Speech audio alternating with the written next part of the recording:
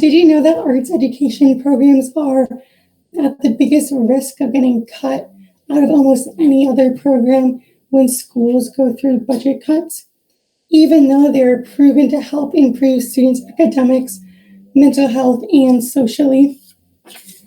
The most surprising part about this is that with these arts education programs, they commonly are at such a large wish, even though with the academic improvements that we see when students are participating in the arts, schools can actually get more grants when test scores rise, and those are the kinds of things that we see when students participate in the arts. So studies have shown that there are three main links between certain types of the arts and academic improvement. The first being learning to play an instrument and spatial reasoning, which is math and geometry. The second is theater and verbal skills, which is reading, writing, oral presentations. The third is simply just listening to music and spatial reasoning. Okay, so now getting to more of the scientific level, when you play music and your typically functions differently from people who aren't a musician. So to define a musician, it's kind of defined as a person who can play at least one musical instrument and receives private lessons from a professional. So their musicians are able to solve puzzles more effectively in their brains. So the left and right side of their brains are able to communicate better and form neuron pathways more effectively. And there have been studies done in which they put people under brain scans and they have them read, they have them do math problems, and they have them listen to music. Well, when you read and you do math, it only works certain parts of your brain. But when you listen to music, they saw absolute fireworks because it works so many parts of your brain that listening to music and playing music is compared to a full body workout for your brain. But music doesn't only have academic improvements, it also can help mental health. So this power of music extends so much into this because literally just listening to cheerful, energetic music makes people feel more energetic, more alert, happier, and can help soothe depressive symptoms.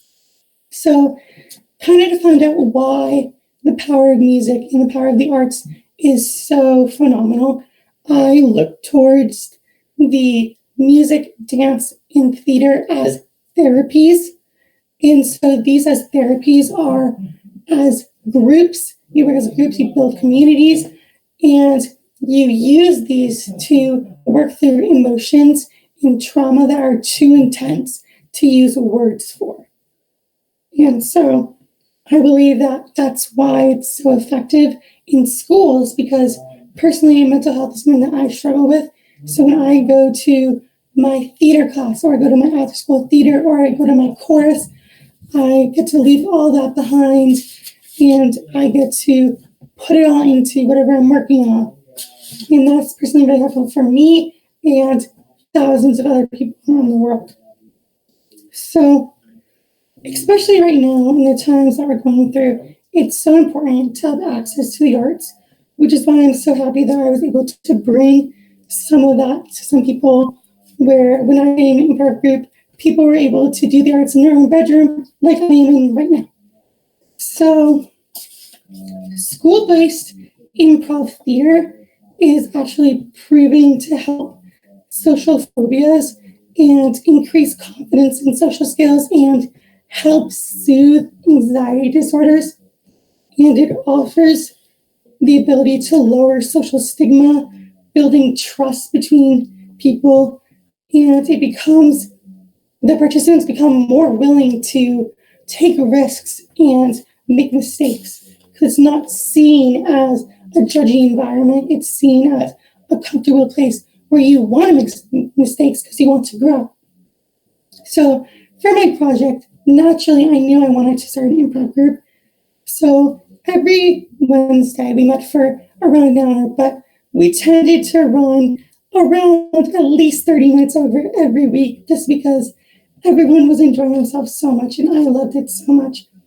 So each week I would create a schedule for what we would do, and we would focus on one overarching theme, whether it would be improv fundamentals, characterization, or collaboration. Then all the games or improv techniques that we work on that day, would pertain to that specific theme. And so now I have this whole entire binder that's just full of all these kind of lesson plans that teach things. So I'm going to have 30 games that are available that I know that I can do anytime online, over Google Meet, over Zoom. And that's really fulfilling to me, that I know that I can bring this whenever I need to.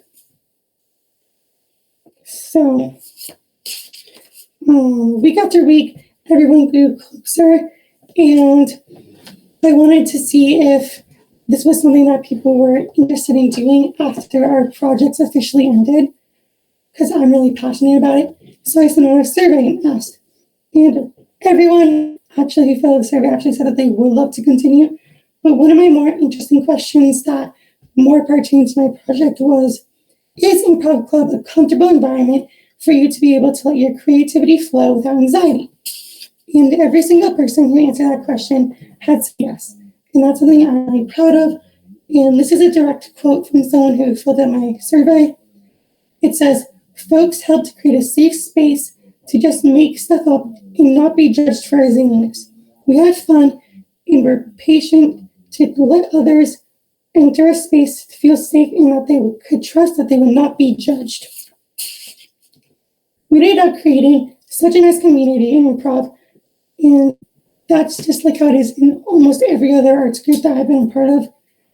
And Improv Club has shown me that I'm able to lead a group in the arts, and has inspired me to follow a theater education career path.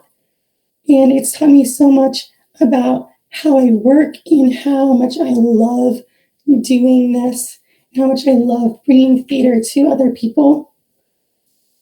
And to close up, the arts have the power to affect change and bring positive impact to everyone who participates in them.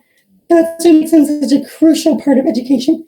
By using arts education, we are able to ease mental health, improve academics, which makes the arts a valuable asset to your education. Thank you. That was awesome, Johnny. Thank you so much. What an incredible project. Guys, does anyone have any questions for Johnny about the project?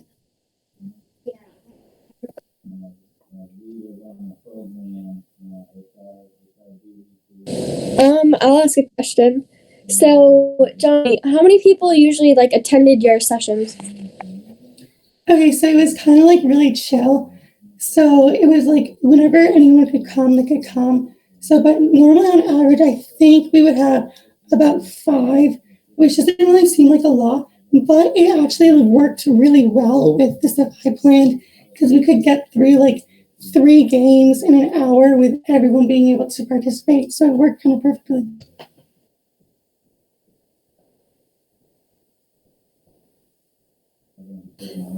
Do you think that someone will carry on the improv group next year when you leave?